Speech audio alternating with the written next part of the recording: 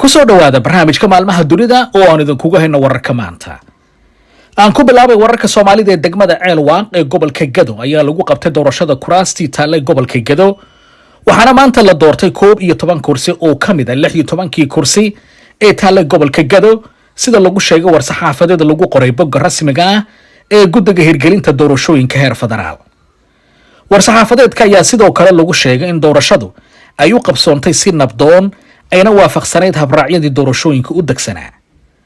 balse wareegta lagu soo qoray bogga fila Soomaaliya ayuu madaxweyne Maxamed Cabdilaahi Farmaajo uu ku sheegay in qof lagu soo doortay hanaan khilaafsan heshiisyadii doorashooyinka ee heshiiskii 17 bishii Sebtembar ee sanadkii 2020 uusan qayb ka qaadan karin doorashooyinka guddoonka iyo tan madaxweynaha iyadoo aan la helin buu yiri heshiis ay wadar ogol u gaaraan madasha wada tashiga qaranka.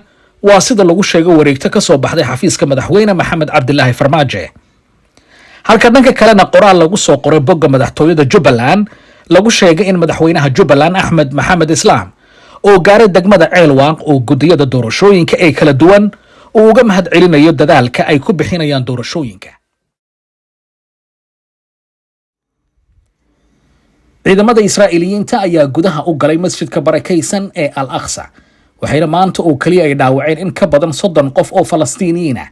dadka dhaawacmay ayaa iskugu jira caruur, haween iyo waliba dad da' shaqaalaha caafimaadka iyo kuwa gurmadka degdega ayaa sheegay in ugu yaraan 14 qof oo kamid ah dadka dhaawacmay ay soo gaareen dhaawacyo halis ah.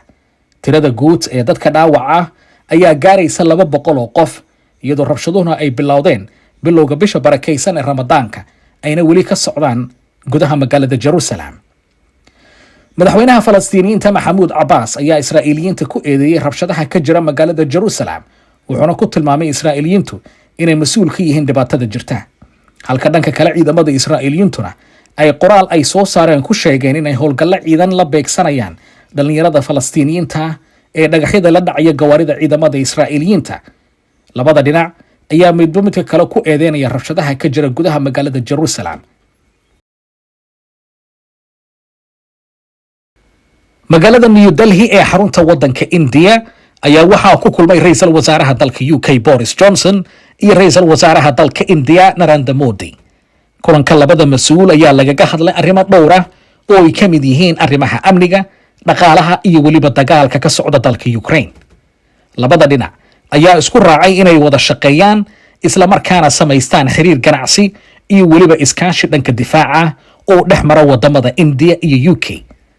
safarka ra'iisul wasaaraha dalka UK Boris Johnson ee uu ku tagay wadanka India ayaa muujinaya sida ay dowladda UK uga go'an tahay xoojinta xiriirka ay la leedahay wadanka labaad ee ugu dadka badan dunida oo ah wadanka India iyo waliba soo jiidashada dalka India ee ay wadamada reer galbeedku doonayaan inay ka soo jiitaan dhanka wadanka Ruushka.